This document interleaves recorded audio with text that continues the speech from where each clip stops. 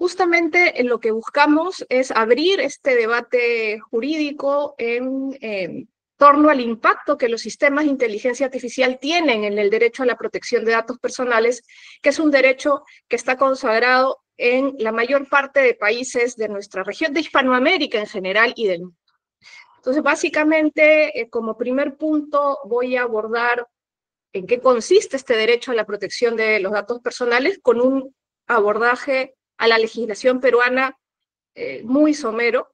Luego, algo que es lo más importante aquí es saber qué es un dato personal, y luego los retos regulatorios y problemáticas en torno al tratamiento de datos personales, y luego le daré el pase a mis compañeros de panel para que cuenten las perspectivas desde sus países, cómo se viene abordando este tema. Entonces, en el Perú, por ejemplo, ¿qué normas protegen la información personal? El derecho a la protección de datos personales es un derecho constitucional en el Perú. Está previsto en el numeral 6 del artículo 2 de la Constitución de 1993. Posteriormente, en el 2011, se aprobó la Ley de Protección de Datos Personales, que es la Ley 29733, que en el 2011, que tenía previsto tener un reglamento para su aplicación. Y en el 2013 se aprueba el reglamento 003-2013 JUS, ¿no? Que durante más de 10 años ha tenido vigencia y ha sido modificado por el nuevo reglamento, que es el 016-2024 JUS. Y la ley, junto con el reglamento, entraron en plena vigencia y se volvieron fiscalizables en el 2015, porque se dio un espacio de 2 años para que las empresas se adecuaran a la norma. Tenemos una autoridad de datos personales peruana que emite también directivas sobre usos específicos de datos personales. Tenemos, por ejemplo, una directiva de videovigilancia, una directiva de medidas de seguridad. La autoridad de datos peruana también emite opiniones consultivas, es decir, ante la pregunta de alguna persona, empresa o institución sobre la interpretación de algún artículo de manera abstracta, no llevándolo a un caso concreto con nombre y apellido, la autoridad les responde. Y además, en sus pronunciamientos sobre procedimientos administrativos sancionadores o los procedimientos trilaterales de tutela, que es cuando un ciudadano se queja respecto al mal uso, nos ayuda a conocer cómo se interpreta esta norma. Esta es una cronología muy por encima de cómo ha evolucionado la protección de datos personales en nuestra normativa desde 1993 hasta el 2024, 30 de noviembre, que se dio el nuevo reglamento que está en fase de implementación en muchas empresas e instituciones públicas. ¿Cuál es el asunto o la importancia, la relevancia de la protección de datos personales? Es que el que se conozca información personal de una persona puede hacer que se afecten o que se tomen decisiones que terminen afectando derechos fundamentales de los titulares de estos datos.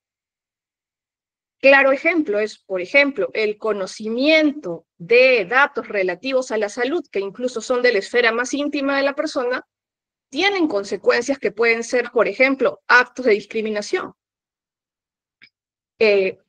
U otro tipo de situaciones vinculadas, por ejemplo, a datos de salud mental, datos biométricos, ingresos económicos. Entonces, a la pregunta, ¿qué es un dato personal?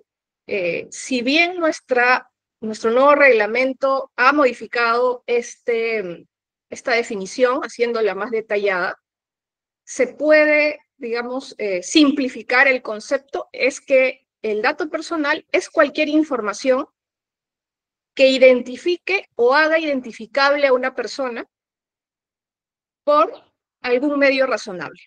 Es decir, que te identifique de manera directa. Por ejemplo, mi nombre es Fátima Toche Vega, eso me identifica de manera directa.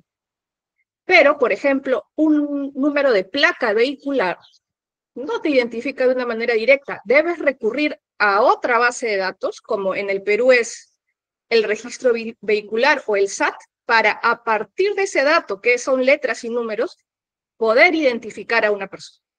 ¿Ok? Lo mismo pasa con un número telefónico. El número telefónico, imagínense un número celular, son 9 dígitos, empiezan con un 9. Si me dan ese número sin ningún otro dato relacionado, en principio no identifica a nadie, salvo que yo realice otros actos, por ejemplo, llamar y preguntar, o el Truecaller también me da esa información, si usamos Yape o Plin, a veces ese dato del número telefónico puede estar hasta en redes sociales, entonces hay medios razonables para llegar a la identificación de una persona a partir de ese dato, aunque no sea de manera directa. Y el dato personal puede ser información numérica, gráfica, fotográfica, acústica, es decir, nuestra imagen, nuestra voz es un dato personal, la localización o geolocalización, los identificadores de Internet, por ejemplo. Hay muchísimas categorías de datos personales. Y solo para mencionarlo también, existe otra definición en nuestra normativa y en la de casi todos los países del mundo, que es la de dato sensible, que es un dato personal también, pero es un dato personal que tiene que ver con la esfera más íntima de la persona. ¿Ok? Y allí nuestra norma no tiene una definición genérica, sino tiene listados que se consideran datos personales. Ya les dije, datos relativos a la salud, orientación sexual, identidad de género, datos biométricos, ingresos económicos, filiación sindical, ideología política, entre algunos otros datos que, como ustedes se darán cuenta, su conocimiento o difusión va a tener un mayor impacto en derechos fundamentales, ¿no? Específicamente el derecho a la no discriminación, pero a muchos otros derechos también, ¿ok? Entonces, ahora sí, vamos a pasar a abordar el tema de los datos personales desde la inteligencia artificial. Y para nada quiero que crean que aquí se va a satanizar a la inteligencia artificial, porque eso ya ha pasado con casi toda tecnología que ha aparecido en el mundo. Aquí vemos una noticia de una protesta de profesores de matemáticas cuando apareció la calculadora. Y es un poco también lo que está pasando ahora con el uso de la inteligencia artificial, ¿no? Que hay un sector que la sataniza, que piensa o que nos va a robar los trabajos, o que nos va a embrutecer, o muchas cosas. Y la idea no es satanizar, sino analizar la problemática de la sociedad en torno a esta tecnología y ver cómo abordarla desde el derecho, ¿no? Al menos ese es el pensamiento que compartimos, creo yo, en el... Y también es indispensable para abordar este tema saber de qué se alimenta una inteligencia artificial en su etapa de entrenamiento, porque ahí es donde vamos a ver el match con los datos personales. Y aquí vamos a tomar el ejemplo de la inteligencia artificial generativa, por ejemplo, ChatGPT, pero sabemos que hay muchas otras más. ¿De dónde se alimenta? Y aquí vamos a encontrar muchas fuentes, ¿no? Libros, revistas, enciclopedias, periódicos, datasets, redes sociales, y algo bien interesante, que es el web scraping, ¿no? Información que estas inteligencias artificiales salen a buscar a Internet, a distintas páginas web, y la absorben de diversas páginas web, ¿ok? Que es algo que tiene mucha relevancia también para el tema de datos personales. ¿Y qué es lo que tienen en común todas estas fuentes de información? Que contienen, entre otra información, información personal y datos personales. Y ahí es donde viene la intersección entre entre ambos temas. Porque una fuente muy importante de datos de entrenamiento para distintas inteligencias artificiales tiene que ver con datos personales. Por esto es que ya varias autoridades en el mundo, cuando salió ChatGPT, empezaron a hacer investigaciones sobre el uso que estas plataformas dan a los datos personales. Y hubo un pronunciamiento incluso de la Red Iberoamericana de Protección de Datos sobre el servicio de ChatGPT. Aquí en el Perú la autoridad empezó a hacer indagaciones también. Ahora en Canadá está pasando con X, ¿no? Para su inteligencia artificial Grok, ¿no? Cómo usan los datos que están en X para alimentar a su inteligencia artificial, que es Grok. Y también le está pasando a DeepSeek, ¿no? Esta es una noticia de Corea del Sur, también le está pasando a DeepSeek. Entonces, las autoridades de datos personales sí están viendo esta problemática y están indagando sobre cómo utiliza, de qué forma capta y realiza tratamiento de datos estas inteligencias artificiales generativas, ¿ok?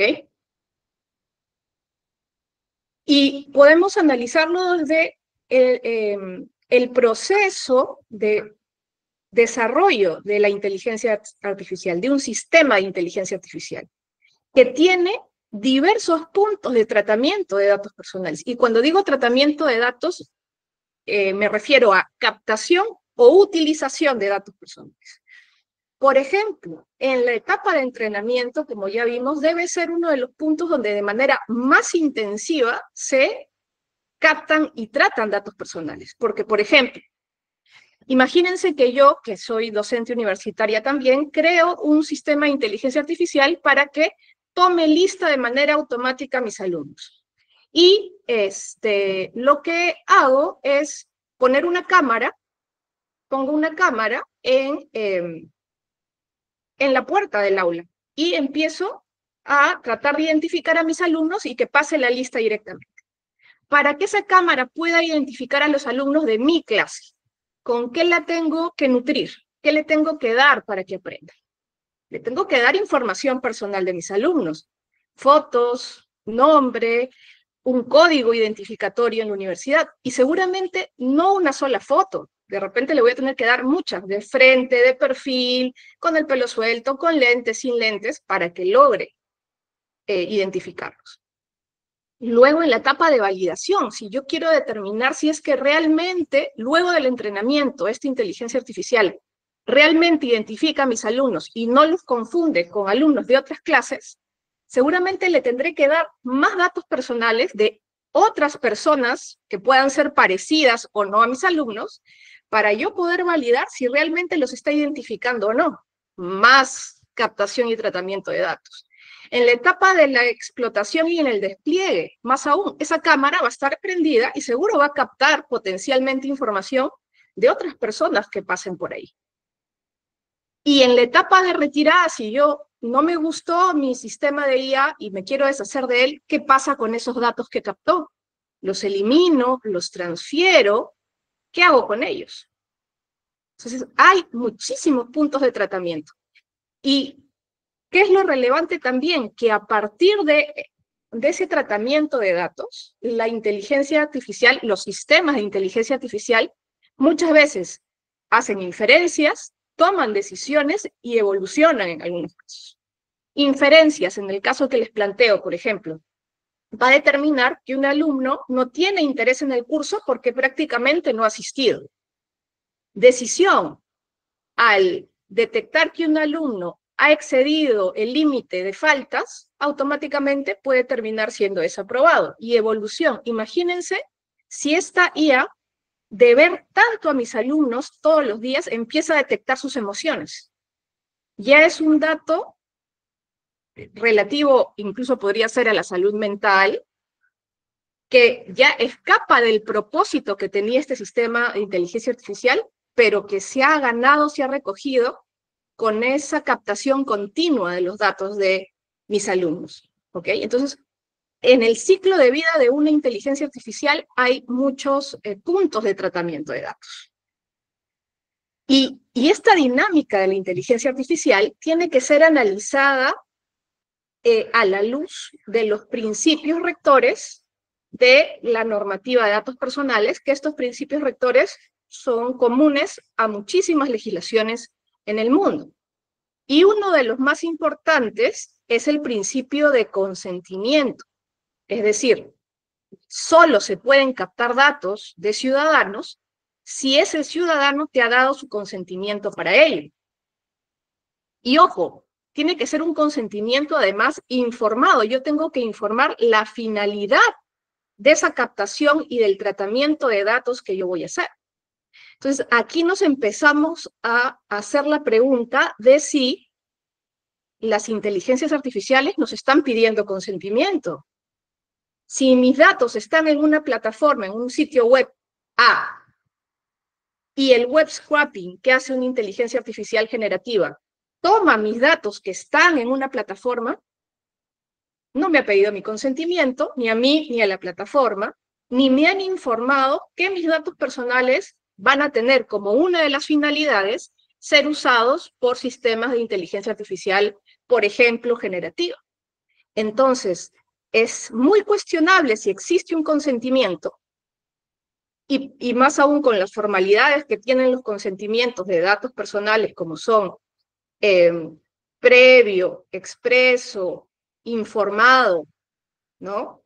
Libre, y menos aún si nos señalan las finalidades de uso de esos datos. Y más aún, si la forma de tratamiento de esos datos es proporcional, es decir, imagínense, yo llené un formulario para un webinar, quedó registrado en algún sitio web, o yo fui expositora en un webinar, quedó mi nombre y mi foto registrada, es proporcional que ese consentimiento inicial de uso termine en un procesamiento por sistemas de inteligencia artificial. Es cuestionable, ¿no? Y ahí es donde vienen los cuestionamientos. Les pongo aquí un ejemplo. Yo le pregunté a ChatGPT quién era yo, mi nombre y mi apellido. Y miren, fotos, de todo, ¿no? Entonces, nuestra información personal termina siendo tratada por estos sistemas de inteligencia artificial. Y yo no recuerdo, me puede pasar haberle dado mi consentimiento a ChatGPT, ni que se me haya informado en algún momento que iban a tomar esos datos que están por ahí seguramente en páginas web sobre mí, iban a terminar alimentando a sistemas de inteligencia artificial, ¿no? Entonces, esa es todo un tema. Y el otro gran tema relacionado al tratamiento de datos, recuerden, les mencioné, se tratan los datos por sistemas de IA y a partir de eso se hacen inferencias, se toman decisiones y hasta hay una evolución, ¿no?, de la inteligencia artificial. Entonces, cuando los datos personales son tratados a través de esos sistemas, puede darse esto que se llama sesgo algorítmico, que seguramente muchos de ustedes lo han leído, que tiene que ver con resultados discriminatorios, injustos, por decirlo así, o erróneos, por algunos problemas en el entrenamiento de las inteligencias artificiales. Uno es por el aprendizaje sesgado, y puede ser que el equipo programador y el equipo que seleccionó los datos que alimentan a la inteligencia artificial, vuelque sus propios sesgos, que pueden ser conscientes o inconscientes, en la programación de este sistema. Otra posibilidad es que estemos ante conjuntos de datos incorrectos, es decir, yo estoy alimentando a la inteligencia artificial con información que está desactualizada o que es errónea, que hay mucha información errónea a disposición, ¿no? Por algo hay fake news, hay incluso data con apariencia de fiabilidad, pero que no ha sido curada ni validada. Eso también puede terminar en este tipo de sesgos, o cuando hay ejemplos de datos incompletos, ¿no? Por ejemplo, imagínense que yo hago un sistema de inteligencia artificial para evaluar a mi personal, y le doy la data en bruto de mi personal, y termina dándome como una de sus conclusiones que en mi empresa las mujeres trabajan menos. Eso no tiene sentido, además es falso y rotundamente falso. Pero ¿qué puede haber llevado un sistema de inteligencia artificial a decirme eso? ¿No será que no se explicó, no se contextualizó esta inteligencia artificial para que sepa que las mujeres a veces que trabajan tienen descanso prenatal, postnatal, horas de lactancia, y podría dar una apariencia de que trabajan menos si es que no contextualizas correctamente esta inteligencia artificial. Entonces, hay muchos casos documentados de estos sesgos. Por ejemplo, aquí hay un estudio que hizo The Guardian sobre los algoritmos de Instagram y Facebook, donde se notaba que en las fotografías donde habían mujeres con, digamos, demasiada piel expuesta, por decirlo de alguna manera, se penalizaba ese post con una restricción de su alcance, asimilando cualquier mujer con mucha piel expuesta con contenido inadecuado, inapropiado, cosa que no pasa en el caso de los hombres. Incluso en este estudio se ponen estas dos imágenes. Y la pregunta es, ¿cuál creen que sancionó el algoritmo de Instagram? Teniendo en un lado a hombres con el torso desnudo y en el otro a dos chicas en bikini, incluso a una prácticamente no se le ve porque la tapa el perrito. A la de las chicas la sancionó el algoritmo de Instagram, ¿no? Eso es uno de los sesgos. Ah, y aquí yo hice con Copilot una prueba, ¿no? Le dije, quiero la imagen de una familia del distrito de San Juan del Lurigancho, Lima, Perú, en la playa. San Juan del Lurigancho es un distrito muy importante, de los más poblados en Lima. Y miren la imagen que me dio. Los peruanos y limeños aquí presentes me dirán si ustedes creen que esto refleja lo que es una familia de San Juan del Lurigancho. Y seguidamente le pedí la imagen de una familia del distrito de Miraflores, Lima, Perú, en la playa. Ustedes saquen sus propias conclusiones en función a ese uso de las imágenes y cómo toma decisiones que podrían ser sesgadas, discriminatorias, racistas, en fin. Aquí tenemos un caso emblemático, que es el caso State versus Loomis, donde una corte del estado de Wisconsin usaba un software que tenía detrás algoritmos que se llamaba Compass, y hacía recomendación de pena, ¿no?, para personas que estaban condenadas respecto a una calificación de riesgo. Y bueno, se hizo una auditoría a este software y se encontró que de manera sistemática recomendaba penas más altas a personas afrodescendientes, a pesar de que sus delitos eran menos graves que los de personas blancas. ¿No?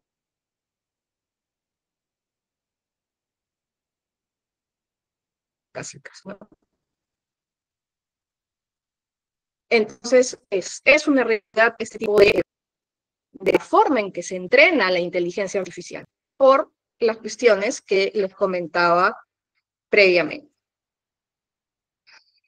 Otra cuestión que está en debate respecto al uso de inteligencia artificial y datos personales es el reconocimiento facial a través de cámaras de videovigilancia, sobre todo para temas de seguridad, ¿no?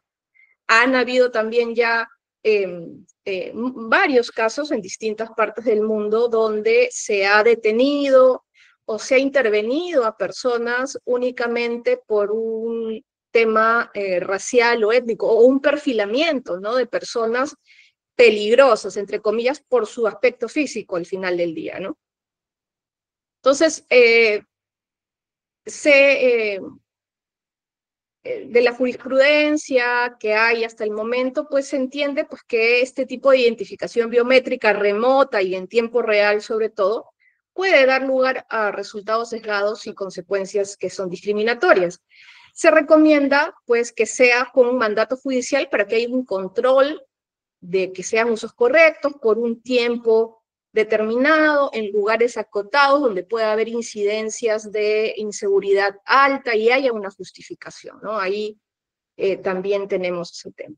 Y otro gran problema respecto a datos personales, imagen, voz e inteligencia artificial es el deepfake, ¿no?, que son una forma de manipulación de medios digitales, ¿no?, que utiliza la inteligencia artificial, especialmente las redes neuronales, para crear un audio o video falso que parezca muy realista y crear prácticamente un avatar, un clon de una persona y hacerlo decir o hacer algo que realmente esta persona no dijo, ¿no? Y miren, ¿no? Una tecnología tan avanzada como la inteligencia artificial, en este ámbito en particular del deepfake, miren en qué se está utilizando. En hacer falsa pornografía de mujeres, especialmente. ¿Ok? Y incluso falsa pornografía infantil, ¿no? Además de situaciones como suplantaciones de identidad y fraude, ¿no? Informático que se hace en base también al deepfake, ¿no? Y ya hay casos en el mundo. Aquí en Perú tuvimos el caso del Colegio Saint George, donde alumnos de secundaria de un colegio, utilizando fotografías de sus compañeras, crearon videos íntimos falsos de ellas y los vendían. ¿Okay? Y un tema que a mí me parece fascinante en torno a datos personales e inteligencia artificial es que en Europa inicialmente y cada vez en más países se está atendiendo al derecho al olvido, es decir, el derecho que tenemos a la desindexación de nuestros datos o que ciertos datos que ya perdieron relevancia, que no pertenecen a personas públicas o de interés público y que te generan un perjuicio, ya no estén más en línea. Un derecho que ahí Pablo seguro nos va a poder hablar más de él. Y la gran pregunta que se está haciendo el mundo jurídico ahora es si realmente una inteligencia artificial puede olvidar o no. Si es posible ejercer el derecho al olvido frente a un sistema de inteligencia artificial, ¿no? Aún me parece que hay ahí una zona gris. En teoría debería poder funcionar, pero la pregunta es si realmente la forma en que procesan los datos y, entre comillas, aprenden las inteligencias artificiales permite olvidar realmente ese dato. O luego del aprendizaje ya no hay marcha atrás. Es una pregunta que me parece fascinante y que merece, yo creo, mayor atención. Y ante esto, varias autoridades de datos en el mundo han empezado a emitir recomendaciones o guías sobre tratamiento de datos personales y sistemas de inteligencia artificial. Aquí les pongo un par de referencias, como son la Red Iberoamericana de Protección de Datos Personales, que recomienda cumplir con las normas locales de tratamiento de datos a cualquier implementador o desarrollador de sistemas de IA. Efectuar estudios de impacto a la privacidad, incorporar la privacidad, ética y seguridad desde el diseño y por defecto, materializar el principio de responsabilidad demostrada, tener un buen esquema de gobernanza de datos especialmente, adoptar medidas para garantizar los principios, ¿no?, que vimos, y siempre respetar los derechos ARCO, derechos de acceso, rectificación, cancelación y oposición. Aquí también vi una recomendación muy interesante de la Autoridad Belga de Protección de Datos, ¿no?, que plantea evaluar minuciosamente la base legal, es decir, yo puedo tener en mente un sistema de inteligencia artificial maravilloso, pero ¿tengo la base legal para usar esos datos personales? Si no la tengo, o la capto correctamente o no puedo avanzar con el sistema. Combatir sesgos y discriminación, garantizar la transparencia, minimizar los datos, solo usar los justos y necesarios para el propósito que tengo, mantener la precisión de los datos, reforzar la seguridad en estos sistemas, realizar un estudio de impacto en derechos humanos y una supervisión humana significativa, ¿no? Para finalizar, les dejo aquí en la última diapositiva un cuadro comparativo que he hecho de distintos pronunciamientos de autoridades de datos personales en distintos países que les puede servir de referencia.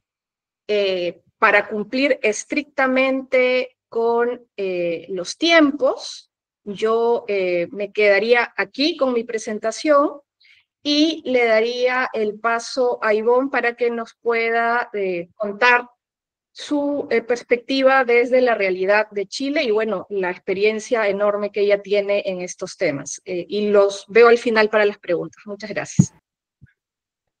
Muchas gracias, Fátima, que entretenía tu ponencia. Con todo, gracias por acompañarnos, gracias por la invitación también. Estoy muy contenta de estar acá y también de conocer lo que se ha hecho en el Perú. He estado tomando ciertos apuntes para ir comparándolo con lo que tenemos en Chile. En general, para comparar, les puedo decir que nuestra ley de protección de datos nació caduca, nació en el 99, se asimilaba a lo que era la ley que estaban derogando en España de esa época, y desde ahí ha sido una ley muy poco efectiva en el país. No tiene mucha aplicación porque no tiene multas que disuadan a las empresas, a los responsables, a cumplir con la ley. No hay un organismo, no había, lo va a haber acá un organismo único que vea este tema de los datos personales. No hay cultura y eso mismo ha creado que la gente no sepa la importancia de la protección de datos en Chile. Y esa situación cambió después de más de 7 años de tramitación. Se aprobó el año pasado y se publicó ya en el Diario Oficial la nueva ley de protección de datos personales que actualiza la anterior y lo que genera efectivamente cambios importantes. En el fondo es ponernos a la altura de lo que está sucediendo en la Unión Europea en general y también ponernos un poco en línea lo que está pasando en legislaciones como la peruana, colombiana, en Brasil y en otras que están bastante más avanzadas como nosotros, ¿no? También los uruguayos y también los argentinos a los que sí se les ha reconocido como país adecuado. Entonces, se crea una agencia de protección de datos personales, se generan mayores obligaciones para los responsables, se dan definiciones claras de los principios por los que se debe guiar el tratamiento de datos personales, se acogen los de la Unión Europea, los del Reglamento Europeo de Protección de Datos Personales, es bastante similar, y las multas son, guardando proporciones, son altas. La más alta es de 1.3 millones de dólares. Esto puede subir si hay reincidencia. Y esta ley, pasando ya a lo que tú explicaste, inteligencia artificial, tiene algunos guiños en relación a la aplicación de nuevas tecnologías. Pero antes de entrar a eso, también les quería decir que existe un proyecto de ley que regula los sistemas de inteligencia artificial, que está bastante en pañales, se ingresó al Congreso el año pasado, pero asimismo, bueno, ya del año 2023 nosotros contamos con una política nacional de inteligencia artificial en el país que se ha ido actualizando, y también contamos con una participación bastante activa del Ministerio de Ciencia, Tecnología que tenemos acá, mediante, por lo mismo, mediante la actualización de esta política y mediante el ingreso de este proyecto de ley.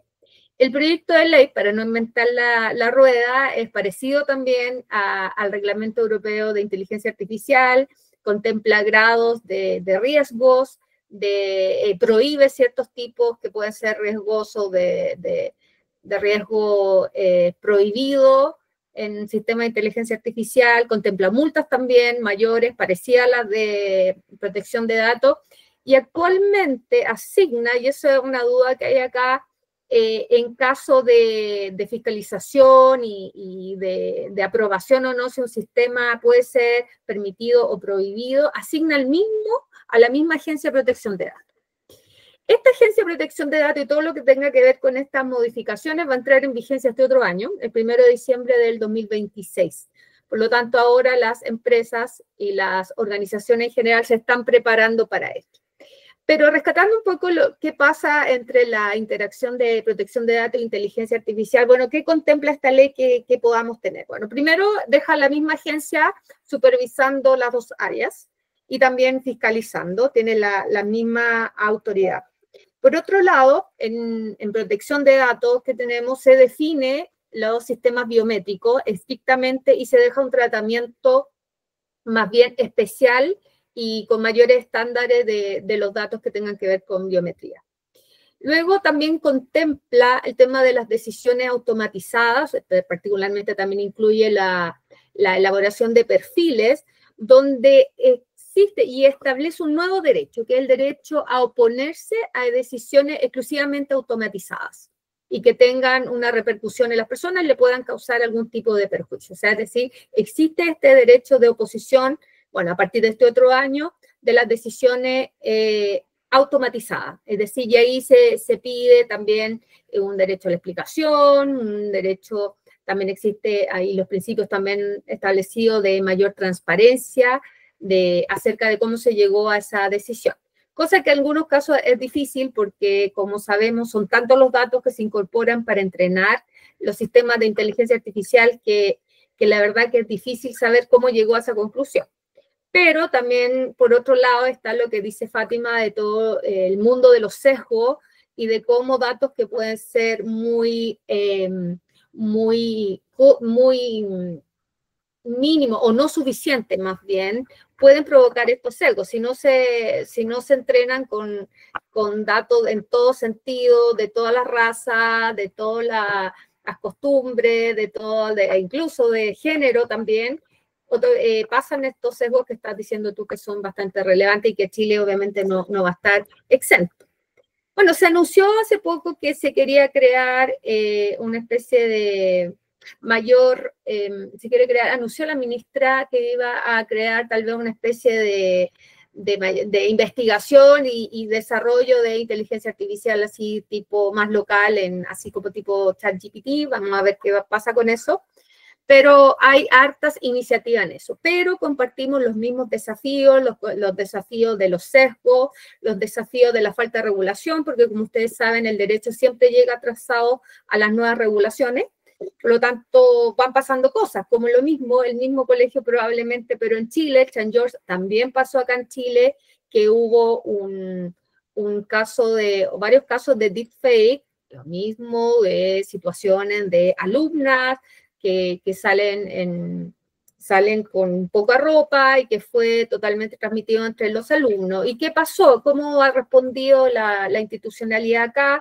Finalmente, la Corte Superior que tenemos nosotros, la Corte Suprema, en este caso, lo que hizo fue obligar al colegio a expulsar a estos alumnos por haber vulnerado los derechos fundamentales.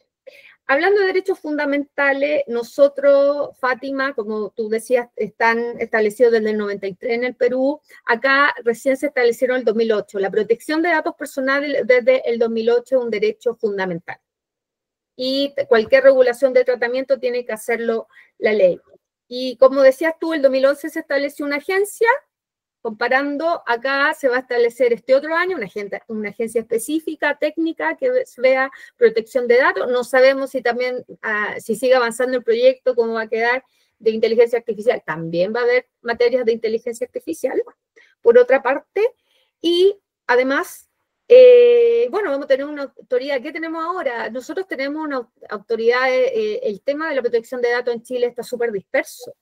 Está súper, como llamamos acá, fragmentado.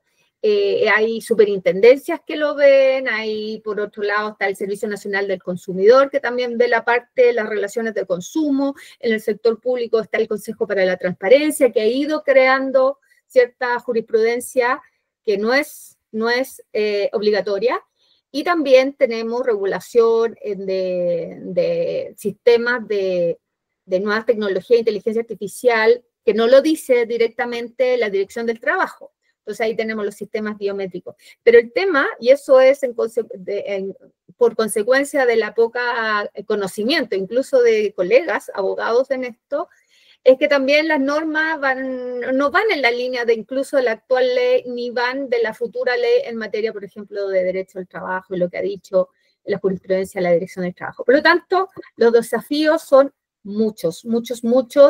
Yo diría, protección de datos, vamos avanzando, inteligencia artificial nos falta mucho y esto se va subsumiendo por nuestros tribunales de a poco se va digiriendo y se va sacando por el lado de los derechos fundamentales. Como también se ha ido sacando el tema de derechos fundamentales con lo que ha pasado por WorldCoin, que también estuvo acá en Chile, donde también se interpusieron recursos o acciones de protección en los tribunales y finalmente la Corte Superior, la Corte Suprema, afortunadamente también los condenó y no los condenó monetariamente, sino que más bien los obligó a comprobar que efectivamente habían eliminado cierta obligación de una menor de edad.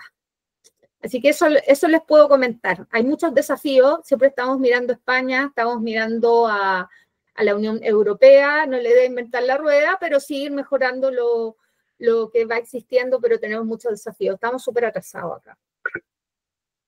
Ese es mi comentario. Ahora le doy el pase a Pablo. Sí. Pablo, para que nos cuentes qué pasa en España. Muy bien. Muchas gracias, Ivonne. Muchas gracias, Fátima. Felicidades por las dos ponencias extraordinarias. Felicidades a Juan Pacheco por la iniciativa de hacer este webinar trascendental y, por supuesto, al Club de la IA por invitarme y por convocarnos aquí a esta reflexión, ¿no? Bueno, yo, por cuestiones de tiempo, tengo que ser extraordinariamente exiguo porque voy a traer breves pinceladas de 5 cosas que quería traer a colación respecto a esta intersección de una complejidad abrumadora entre la cuestión del Reglamento General de Protección de Datos y el Reglamento Europeo de Inteligencia Artificial, ¿no? Entonces, es una intersección que aún está en exploración porque, bueno, todavía, como ya saben, entró en vigor el Reglamento Europeo de Inteligencia Artificial el 2 de agosto del 2024, pero su exigibilidad va por escalas y además estamos hablando de un objeto material regulatorio que es las herramientas y sistemas y modelos de inteligencia artificial que son absolutamente, bueno, en fin, que van mutando persistentemente y que eso obliga a que aparezcan nuevos desafíos y también queramos pensar que oportunidades, ¿no? Entonces, las breves menciones que quiero hacer es simplemente una advertencia a la naturaleza distintiva del ecosistema de control riesgo que tiene un reglamento frente a otro. Otra advertencia sobre la diferencia nominativa y conceptual de alcance y de significado, que no es una cuestión meramente formal, sino de fondo, sobre la transparencia que exige un reglamento frente a otro y encima el de inteligencia artificial en doble dimensión. También quiero hacer una advertencia sobre la famosa intersección entre la evaluación de impacto de derechos fundamentales y la evaluación de impacto de la protección de datos, que deberán existir concomitantemente. La cuestión de la migración de datos, efectivamente, porque, bueno, lo que ha dicho Fátima, el derecho al olvido es trascendental. No sé si técnicamente y de facto se puede realizar, pero bueno, ahí está de jure, ¿no? Ese derecho. Y finalmente, también quería instar a Ivonne, a Fátima, a, bueno, reflexionar sobre si vosotras creéis, por lo menos aquí en Europa parece ser que va a ser así, ¿no? Que DeepSeek pueda sufrir una medida cautelar. De hecho, el garante italiano directamente ya lo ha investigado desde ese enfoque por la problemática, las infinitas problemáticas que tiene de protección de datos, ¿no? Entonces, breves comentarios. A ver, el Reglamento Europeo de Inteligencia Artificial tiene un ecosistema de riesgos, efectivamente, como ha dicho Ivonne, que también ha replicado la propuesta legislativa chilena. No voy a entrar en los riesgos, pero, bueno, aunque replique un poco el ecosistema de riesgos que tiene el de protección de datos, realmente la mentalidad es distinta. Muchas veces cuando los juristas europeos nos tuvimos que ver abocados irremediablemente a abordar este reglamento complejísimo bajo la herencia legislativa del acervo comunitario de protección de datos, cometimos un graso error, porque, claro, no responde a este ecosistema, responde a un ecosistema distinto, que es el ecosistema de los certificados europeos de calidad. Las normas ISO, las normas de especificaciones comunes, el famoso llamado nuevo marco legislativo. Entonces, mucho ojo, porque la problemática es muy común aquí en Europa, sobre todo los que no están versados en el Reglamento Europeo de Inteligencia Artificial, de ir aproximándonos por esa familiaridad con el ecosistema de riesgo control que también tiene el Reglamento General de Protección de Datos con ese, pero no tiene nada que ver, ¿no? Entonces, una advertencia muy importante porque ayuda mucho ese punto de partida respecto al estudio, al abordaje y la promulgación del reglamento, ¿no? Bueno, la segunda cosa que también quería hablar es la cuestión de la transparencia, porque claro, cuando hablamos de transparencia en el Reglamento General de Protección de Datos nos encontramos el artículo 5, también el 12, pero no tiene ni el mismo significado ni el mismo alcance que los del artículo 13 y 50. ¿Por qué? Aquí está, yo voy a abordar la cuestión inédita, ¿no? Que es la que recoge el reglamento de inteligencia artificial. Cuando habla de transparencia en el artículo 13, el reglamento, lo que está hablando, o lo que podíamos jugar con un símil, es una especie como de manual de instrucciones. Es decir, cuando uno de los sujetos obligados de la cadena que forma parte del ciclo de vida de la IA es un productor, fabricante, un importador, un proveedor, tiene que enseñarle a un implementador, que es básicamente en España el 80% de las empresas que están con la IA y especialmente con la IA generativa, ¿no? Tiene por obligación ese suministrador, ese fabricante, ese proveedor o el importador, que es el primero que lo pone en el mercado de la Unión, que comunicarle esa transparencia, es decir, un manual de cómo debe utilizarlo, de mínimo. Y la transparencia que recoge en el artículo 50 viene a ser básicamente la filigrana de Watermark que se intenta impregnar a la IA generativa a partir, por cierto, del 2 de agosto del 2026 será exigible, pero el Código de Buenas Prácticas, que saldrá a finales de mayo del 2025, eso se presume, también lo exige. Es decir, se trata de una cuestión de transparencia, de que es un opus sintético, porque dense cuenta que tenemos un problema crucial con los deepfakes y que, por lo tanto, ahí está esa obligación de transparencia en ese contexto nominativo que no responde al concepto de transparencia de protección de datos. Entonces, eso es otra advertencia muy importante. El tema de la evaluación de impacto de hechos fundamentales y protección de datos, el problema que tiene es doble. Primero, ¿cuál va a ser antecedente a otra? Porque, efectivamente, cuando yo ya quiero operar con un modelo sistema DIA, lo primero que tendrá que hacer, el principio de iniciación de datos, que lo aludirá a él, será hacer una evaluación de impacto respecto a la privacidad. Es decir, antes de implementar, tal como exige esta evaluación de impacto de hechos fundamentales, antes de que el implementador implemente la herramienta, tendrá que hacer una evaluación de impacto de protección de datos de los datos de entrenamiento. Sin embargo, aquí quiero hacer una advertencia y ya respondo a la cuestión del derecho al olvido, aunque es un debate abierto, Fátima, para que tú me contrarrespondas si quieres, ¿no? Yo creo que de jure podría existir un derecho al olvido, pero de facto es imposible. ¿Por qué? Porque muchos, o por lo menos el gran boom actual de la IA es la IA generativa, no la predictiva, etcétera, ¿no? Entonces, el problema que tiene muchos modelos, sistemas de IA generativa, es que los algoritmos con los que el output aparecen, o input, machine learning output, ¿no? Son de caja negra. Es decir, son muy difíciles, son opacos. Entonces, son muy difíciles discernir cuál es su funcionamiento en las vísceras técnicas puramente dichas. Entonces, claro, hablar de derecho al olvido una vez que yo le he insertado un input es como deshacerlo andado, es muy complejo, ¿no? Y de igual modo podríamos extenderlo a la propiedad intelectual, los derechos de autor, el copyright y todo ese tipo de secreto industrial. Si alguien no anonimiza un dato y lo sube a un modelo, un sistema DIA, que no abordamos aquí porque soslaya la materia objeto de este análisis, pero que de igual modo es fascinante. Entonces, derecho al olvido en el contexto de los LLMs de IA generativa, que son los más usados, pues de jure podría existir, una telequia, pero de facto creo que es bastante imposible de ejecutar, ¿no? Además, porque el afectado en el lenguaje, el usuario en el lenguaje de datos, el afectado, no es el mismo que en el del Reglamento Europeo de Inteligencia Artificial, que está más enfocado en los sujetos obligados, es decir, empresas, aunque sí que hace una mención muy exigua a los ciudadanos. Bueno, y la minimización de datos, pues tenemos otra problemática, ¿no?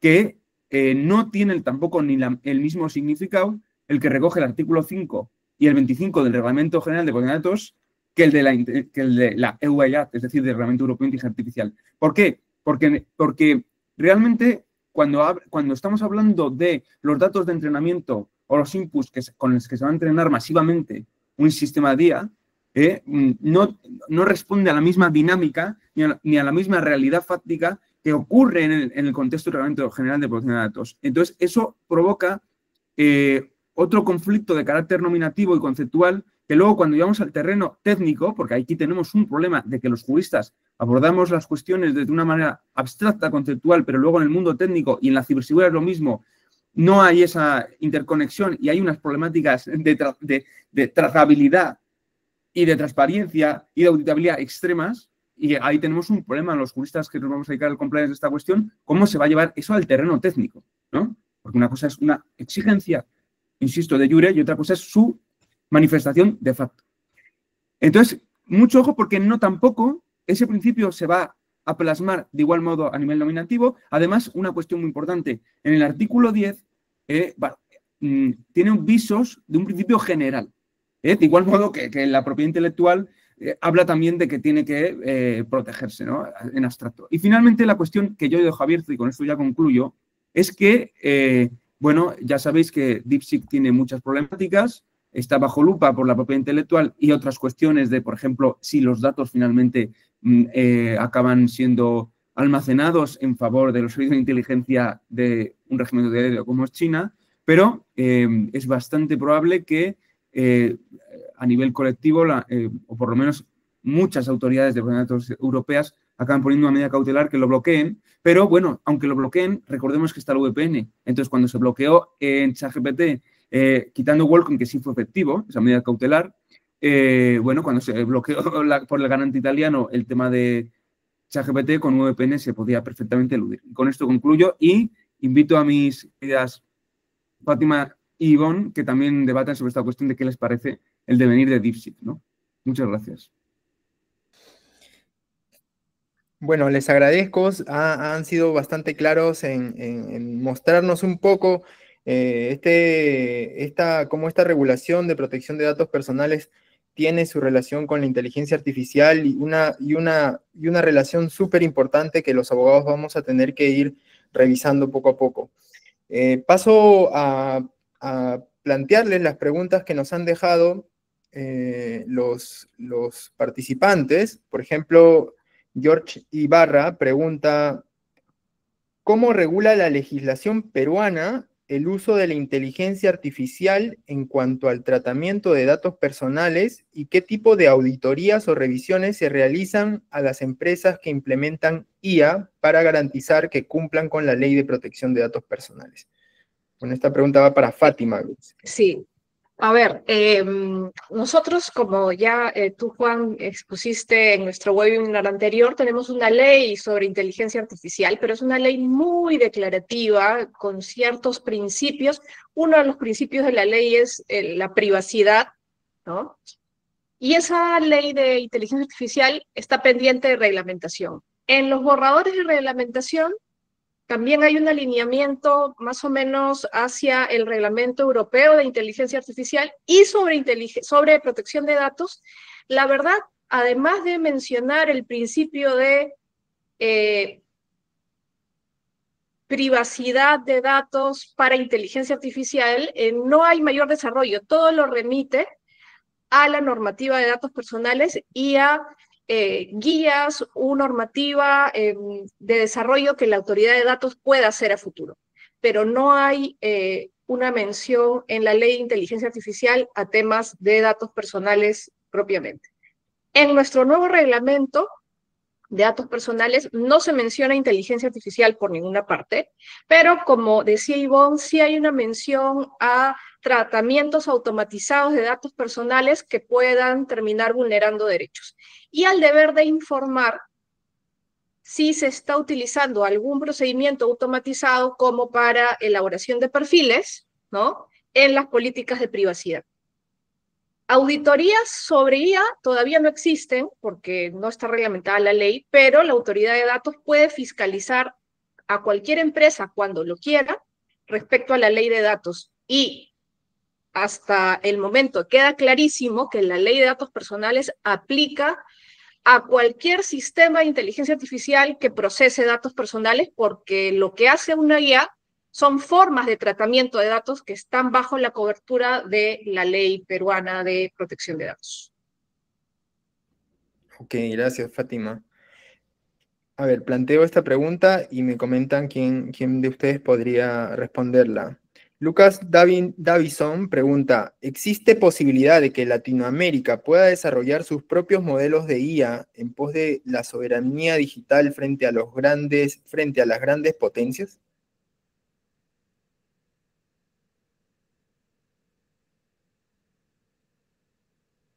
Pablo, dale. Vale, gracias.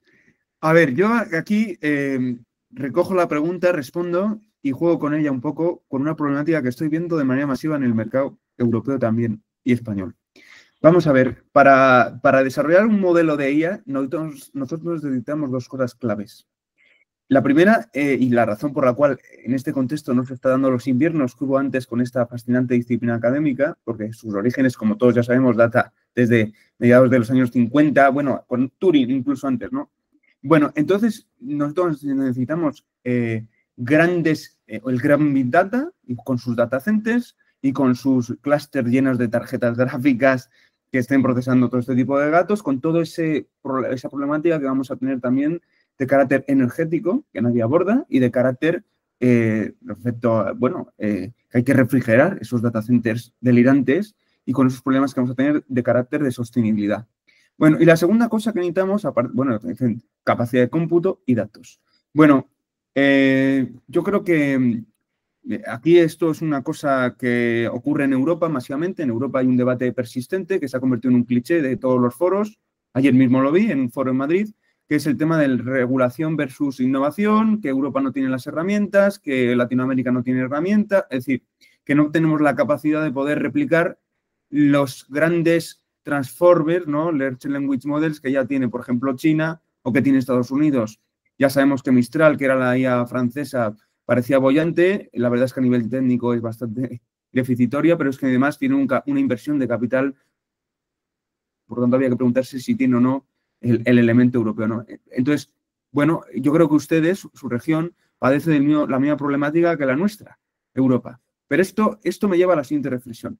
Aquí hay que ser muy precisos porque una cosa es plantear el debate a efectos de iGovernance o en abstracciones académicas y otra cosa es a efectos del mercado, porque en el mercado cuando uno opera tiene que responder con la mínima diligencia de seguridad de productos, etcétera. Por lo menos en el mercado comunitario y también en el de ustedes, porque evidentemente cualquier daño que ocurra en un mercado cual sea, en un tribunal va a exigir una responsabilidad de daños por el daño que se haya producido, porque no tiene unas garantías de mínimos. Bueno, entonces aquí lo que yo estoy viendo es que, aprovechándose de la falta de alfabetización masiva que tiene la población, y eso está ocurriendo en España y Europa a día de hoy, muchas personas dicen que venden LLMs. Entonces, ¿cuál es la realidad? Que si uno desciende a los infiernos de las vísceras técnicas o entre bastidores lo que hay, son conexiones vía API. Entonces, mucho ojo, porque nosotros en España y en Europa se está vendiendo masivamente esto. Entonces, claro, cuando tú dices, anda, o sea, resulta que además de los grandes LLMs open source o comerciales que existen en el mundo, ¿también cualquier usuario puede montar un LLM? No, realmente lo que tiene es una conexión vía API con esos LLMs. ¿Y por qué lo digo? Pues porque posiblemente luego, cuando se vayan dimanando muchísimas problemáticas como las que estamos hablando, protección de datos, propiedad intelectual, secreto industrial, los sesgos y las discriminaciones algorítmicas, ya no te cuento en el contexto bancario, que además es alto riesgo en el reglamento, pero encima con todas esas problemáticas discriminatorias del tema de scoring, etcétera. Bueno, pues cuando uno se loguea en ChatGPT a nivel de usuario o con las cuestiones de los tokens a nivel empresarial, lo primero que acepta en términos y condiciones es que no se responsabilizan de ningún tipo de alucinación, es decir, veracidad en el output, ni tampoco de problemáticas como esta. Y esto puede parecer una cuestión anecdótica, pero luego podemos llegar a un caso Charateray, podemos llegar al caso, por ejemplo, el famoso caso de Mozart versus el Canadá, y ahí hay problemáticas verdaderas que no va a asumir el modelo proveedor ni el sistema, es decir, del que yo me conecto vía API. Entonces, mucho ojo con esa cuestión. Entonces, a efectos de respuestas, yo creo que ni Europa, ni España, ni Latinoamérica tiene una capacidad para lograr la soberanía digital. Además, esto de la soberanía digital es muy gracioso, porque recordemos que está el VPN y recordemos que esto tiene una celeridad y una velocidad que si efectivamente ese cliché, ese lugar común de que el derecho, que es así, de todos modos, de facto, siempre llega tarde a la innovación, bueno, en este caso ha llegado un delirio desproporcionado extremo. Y entonces aquí, una de las cosas con las que quiero finalizar es, bueno, pues que en la cumbre famosa de París, que se celebró a principios de febrero, podíamos haber tenido, aunque fuera de soft law, una serie de principios mínimos de hacer una especie de comunidad internacional que regulase unos principios éticos universales, quizás utilizando a Kant, si es el más universalizable, aunque también está muy embebido en la cultura europea, ¿no? De responsabilidad mínima, pues, oye, mejor para la ciudadanía global. ¿Por qué? Porque si nosotros, es decir, Latinoamérica o Europa, no podemos crear grandes modelos de lenguaje y queda todo a merced de Silicon Valley y de China, bueno, pues entonces, y ya saben ustedes que están en una contrarreloj delirante a ver quién llega antes a la famosa AGI, si es que es posible llegar a la singularidad para poderlo someter a los principios rectores de cada cosmovisión de los dos bandos, ¿no? Pues no solo no vamos a tener ningún protagonismo, sino que también vamos a tener una problemática terrible, porque por mucho que nosotros queramos poner, ¿cómo decirlo?, frenos o medidas mitigadoras, esto soslaya cualquier capacidad jurídica y de facto que pueda existir, porque tiene una capacidad totalmente de vocatio universalis. Entonces, yo no creo que tengamos la capacidad ninguna de tal. Lo que tendríamos que hacer es dedicarnos a ver cómo mitigar los riesgos, que es lo que estamos haciendo, o gobernar todo esto, pero insisto que yo lo veo de manera bastante pesimista. No sé qué opináis vosotros. ¿Qué tal? Muchas gracias, Pablo. Mira, nos da tiempo para una pregunta. Ivonne, ¿nos podrías ayudar con esta pregunta de Claudio Valdivia? Quien nos pregunta, o más bien nos plantea que les brindemos unas recomendaciones para proteger su información personal, sus datos personales. Muchas gracias. Sí, bueno, volviendo a lo de DeepSeek, bueno, es bastante preocupante. Bueno, es más, la autoridad italiana lo prohibió hasta que ellos respondieran. Yo no sé qué pasó, qué respondieron ellos en relación a dónde van, qué están haciendo con los datos personales que se transfieren de Italia a China en relación a eso. Pero mientras no se aclara eso, bueno, va a estar difícil que operen ahí, y yo no sé qué ha pasado con los otros países de Europa, qué es lo que están haciendo, qué está haciendo la agencia española. En este caso, en el caso de Italia, fue bastante proactiva, y también fue proactiva con ChatGPT en su momento, y también cuando multó OpenAI con una gran suma por la falta al reglamento europeo. Yo creo que en el caso de acá, tomando esa experiencia, nosotros vamos a tener que esperar y vamos a tener que ver qué es lo que pasa con una agencia especializada, cuando empiece a operar nuestra agencia de protección de datos personales, y ahí también va a depender a qué se va a abocar. Yo creo que va a tener bastante que hacer al principio, y por lo pronto va a tener que educar a la gente como política pública. Por lo tanto, tiene bastantes desafíos, y me pregunto qué estarán haciendo en el resto de Europa, porque claramente no sé si China es un gran cumplidor de los derechos fundamentales, digamos, y este es un derecho fundamental en muchas partes del mundo. Entonces, acá tendremos que esperar por estas latitudes y efectivamente corroborar o exigir, ¿no?, que cumpla en este caso por acá con nuestra normativa de protección de datos, al menos la actualizada, porque la que hay es bastante mala. En relación a la pregunta de ciertos consejos de cómo proteger la información personal como usuario, porque, bueno, lo vemos de diferentes puntos de vista, como empresa, como usuario, pero pensemos en personas naturales. Lo primero, yo creo, y es algo que nadie hace y que yo estoy haciendo desde que estoy en el mundo, bueno, es ver las políticas de privacidad y de protección de datos. En Europa ya son por default la protección de datos, acá no, por lo tanto, toda forma de capturarnos datos normalmente va a estar autorizada por default. Por lo tanto, es importante abrir y ver y empezando por las cookies también, empezar a cerrar esas opciones y dejar las cookies, por ejemplo, esenciales, y lo mismo en protección de datos. En cuanto a ver las políticas, esto por esta latitud va a ser más estricto, o sea, se obliga a tener política de privacidad, pero mientras no tengamos esto, bueno, leerla. Lamentablemente lo que están haciendo ahora, y eso en uso de la falta o de la poca regulación que tenemos acá, o la falta de aplicación de la regulación más bien, es que lo que hace es que están capturando la mayor cantidad de datos posible hasta que entre a operar la ley. Ese es un problema. Y el problema también es que estas aplicaciones condicionan el que nosotros podamos operarlas por el hecho de aceptar su normativa. Entonces, ojo ahí, a veces estas políticas de privacidad son bastante amplias.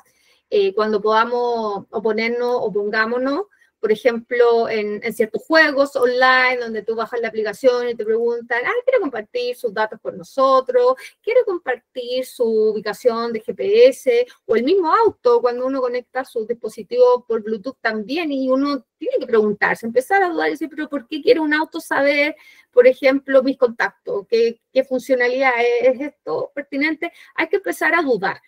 Más bien, ese es mi consejo además. Empezar a leer, empezar a dudar y empezar a cuidar, es pensar, cambiar la mentalidad, cambiar también el cuidado y la concientización hacia nuestras familias también, en nuestra familia, y decir y ver a nuestros adolescentes, oye, tus datos son importantes.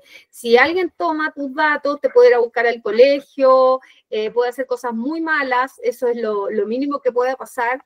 Y en el fondo es concientizar a nuestra familia. Nosotros que sabemos esto, concientizar a nuestros amigos, nuestra familia. Y bueno, nosotros acá tenemos ciertas organizaciones no gubernamentales que estamos tratando también de concientizar a las personas.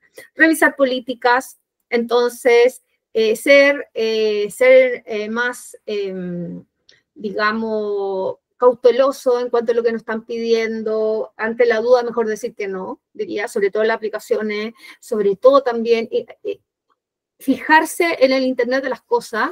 Hay mucha información que está dando vuelta y la gente no tiene idea de que están capturando sus datos. Los servicios de alarmas capturan datos. El refrigerador inteligente que sabe que tienes que comprar o no también captura datos mediante los hábitos personales de las personas, valga la redundancia, de los individuos. Los autos capturan datos, los dispositivos, los relojes inteligentes y los dispositivos médicos también. Entonces, todas esas cosas hay que ir en el fondo dándose cuenta e investigar un poco más antes de usarla y de dar la información. Información no tenemos idea dónde está y se pueden hacer muchas cosas. Por lo tanto, yo empezaría por eso, empezar a dudar y empezar a hacer una cosa muy sencilla acá y empezar a revisar cuáles son las autorizaciones que yo estoy dando en las aplicaciones que tengo acá. Empezaría por eso y empezar después por el reloj, empezar a dudar. Hasta los televisores nos captan información. Bueno, hay gente que va al extremo y que tapa también la cámara o desenchufa todo. Pero sí, es heavy el tema. Gracias, Ivonne. Definitivamente da para seguir conversando y para intercambiar ideas entre distintos países. El club lo que les ofrece un poco es eso, ofrece la oportunidad de conocernos, de intercambiar ideas desde distintas jurisdicciones, ¿no? Hemos culminado con la conversación, no tenemos tiempo para más, pero los invitamos a unirse, a ser parte del club o formar también instituciones, organizaciones para seguir compartiendo y seguir ampliando nuestro conocimiento en esta nueva tecnología, ¿no? Muchas gracias. Gracias Fátima, gracias Pablo, gracias Ivonne, ha sido increíble conocerlos gracias a todos. Gracias a vosotros por la iniciativa y felicidades. Nos vemos, cuídense. Cuídense, gracias.